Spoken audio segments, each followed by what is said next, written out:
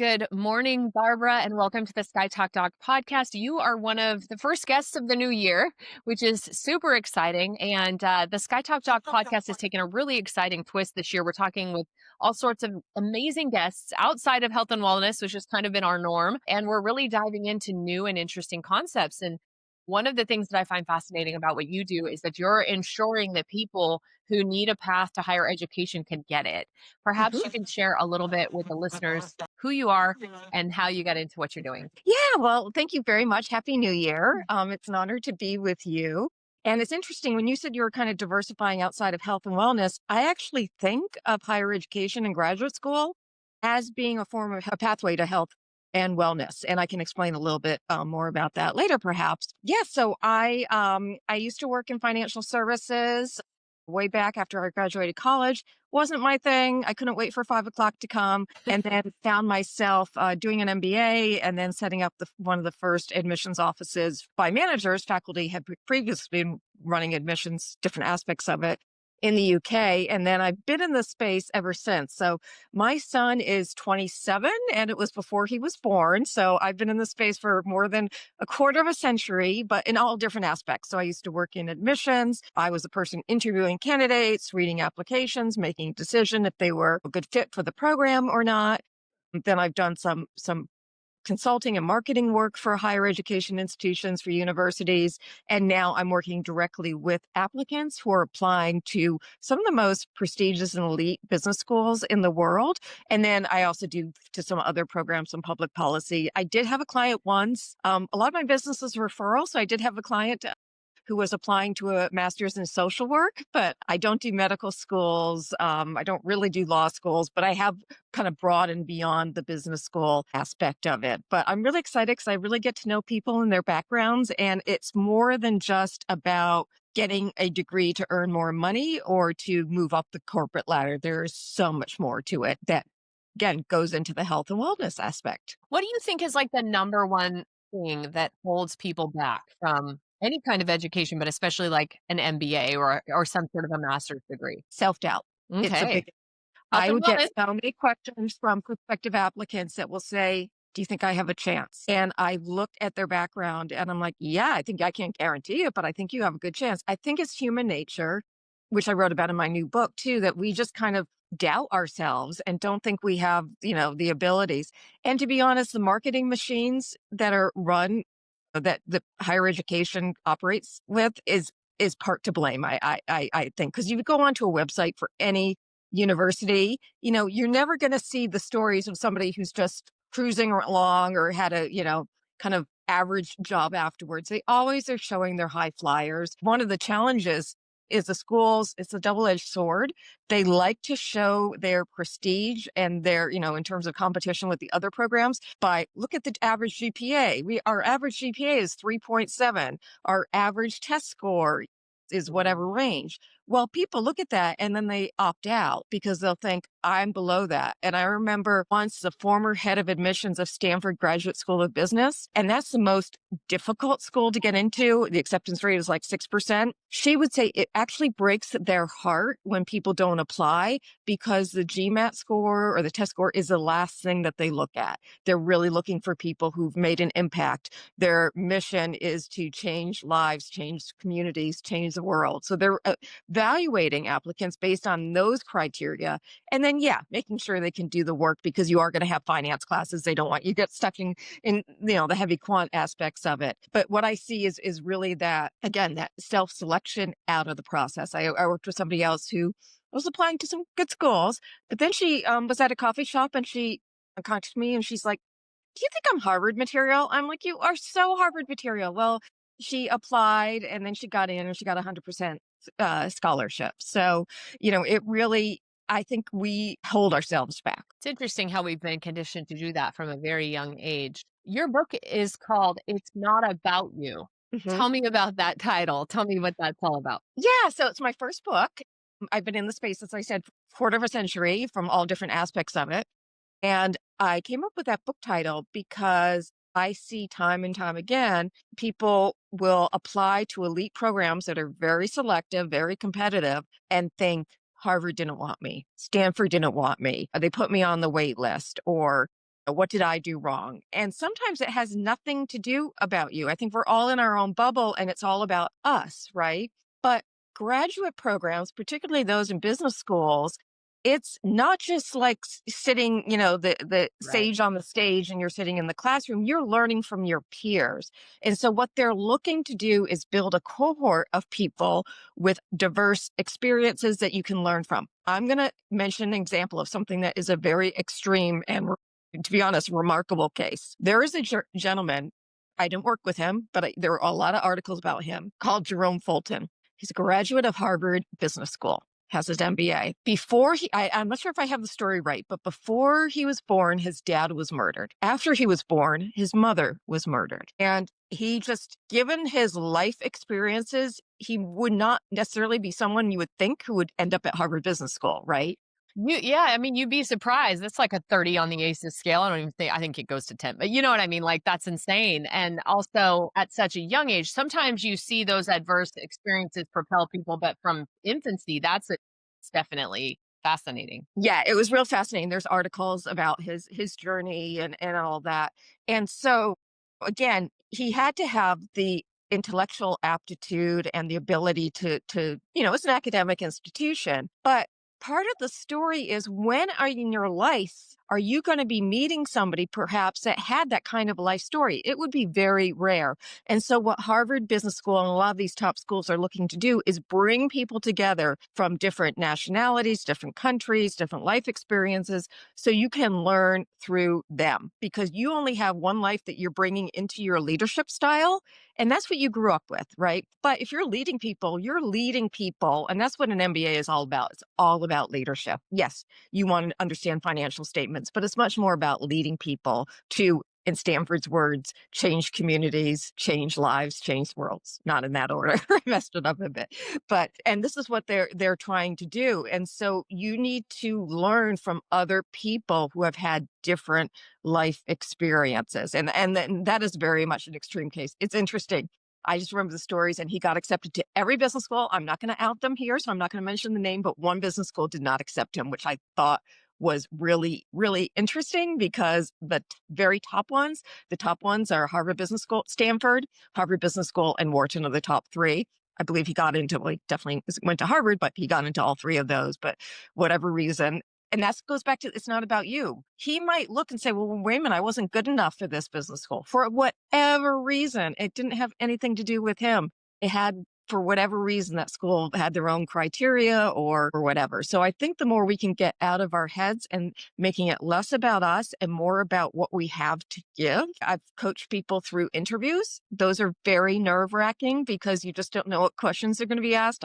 I've been sharing something kind of interesting, which is a different approach to interviewing with my clients as well. I try to teach them that you are just as much a participant as you are an interviewer, right? You are actually in the process of deciding whether you're willing to spend your life, give up a majority of your life working for this person or engaging in this business or whatever it's going to be. And so when you walk in empowered that, actually, this is a decision that I'm making for me as well. You're not making it for me. I'm also making it for myself. I think it really shifts the dynamic. Indeed, it really does. And it's more about, I had one person in particular who was very nervous, and many people are.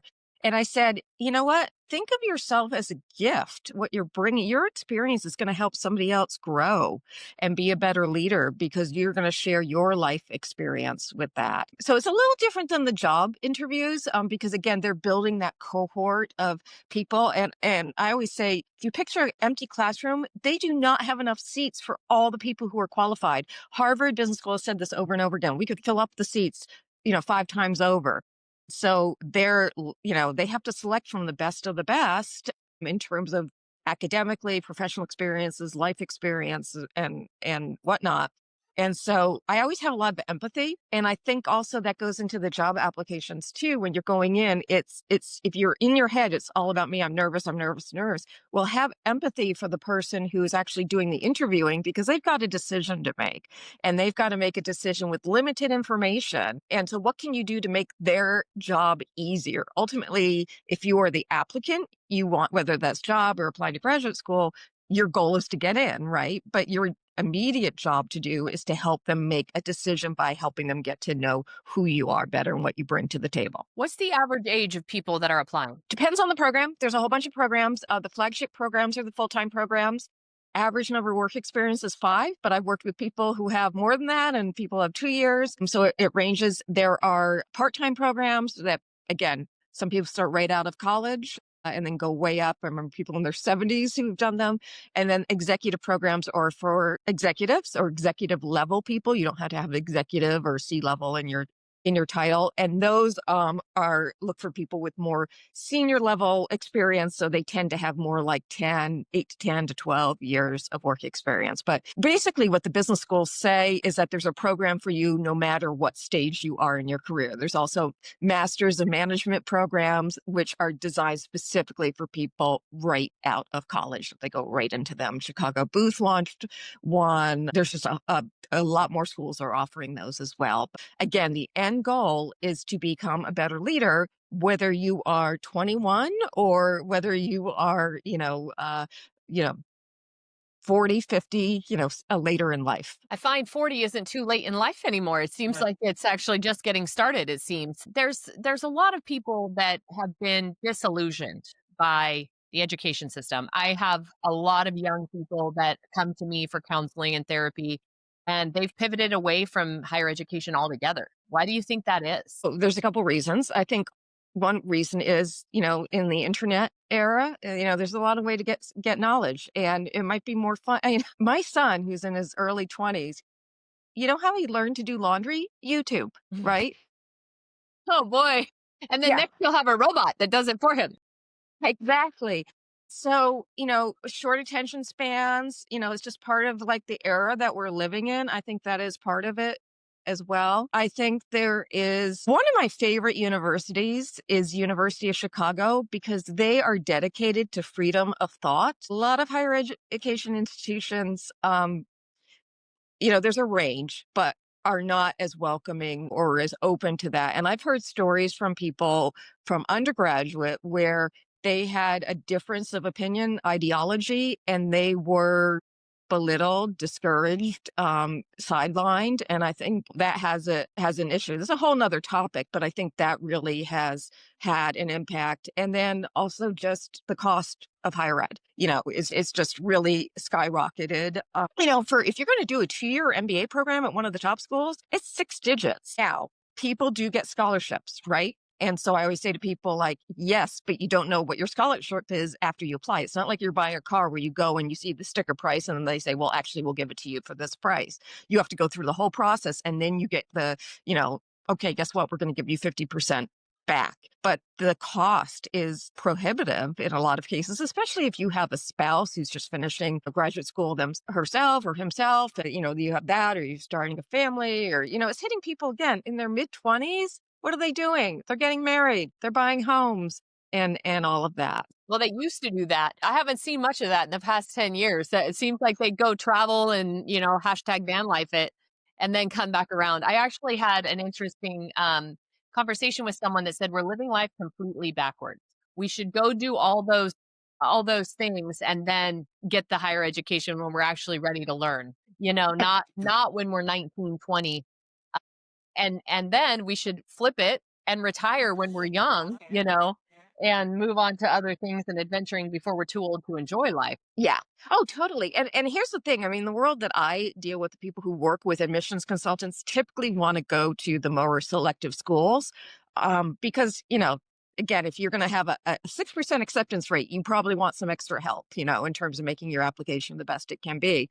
But I was on a call with a client yesterday and we were looking at some leaders of some big brand name companies, and they didn't go to the fancy elite schools, right? And so I think that's another aspect, going back to your question of there's not a guarantee, right? There's not this certainty of like, if you're going to go 4 years, you're going to get this job and it's going to pay X afterwards, or you're going to go 2 years for graduate school and you're going to get this job and it'll pay this much afterwards. And so I think that's another reason why young people are like, you know what? I'm not going to go that direction because there's not a lot of certainty in the process. That's where I feel like the industry would be far better served if essentially it was done backwards. So there is Mhm. this position that we are filling these are the requirements, apply for the position, and then you get sent to the school. It would be, I think, better served that direction, because then, yeah, I can pay 100,000 for an MBA because I'm going to be working as a C-level, 240,000 a year position at Coca-Cola or whatever. I think it should actually be the other way around, you know? And that's how executive MBAs started. They were designed for companies to identify talent who had moved up but never had formal management training. Yeah. And they would pay 100% for them to attend programs. Now, some still do. And even for full time programs, some consulting firms, I've worked with clients where the consulting firm, McKinsey, is paying for their tuition. But that's not always the case. But I agree with you. I mean, it's kind of, and the other aspect to what I wanted to bring up is higher education evolves at a slower pace than the rest of the economy and Yeah. sectors, particularly tech. There's to apply to a full time program, you have essentially three rounds. The first round, which is September, October, second round, which is due next week. While the applications are coming in. That's why I was on a call with a client yesterday. There's a third round in the spring. But typically the most popular rounds are the fall and the winter. And historically, you would have to explain why you were applying in April for the third round. Well, why does my life get dictated by rounds established by universities? Like, Hmm. who's to say that my desire to improve myself is going to line up perfectly with applying in September? Anything can happen. I could lose my job, I could do whatever any time of the year. And so I think that is also, again, you look at tech companies that have been very responsive to customer demand, the customer journey. And I think higher ed it's getting there, but it's slow. It's I love that. And I love that you're providing support. Where can people find you, Barbara? Where's the best place for people to connect with you about your services? So I have my website, www.mba360admissions.com, but I'm also on LinkedIn frequently. I post pretty much every day.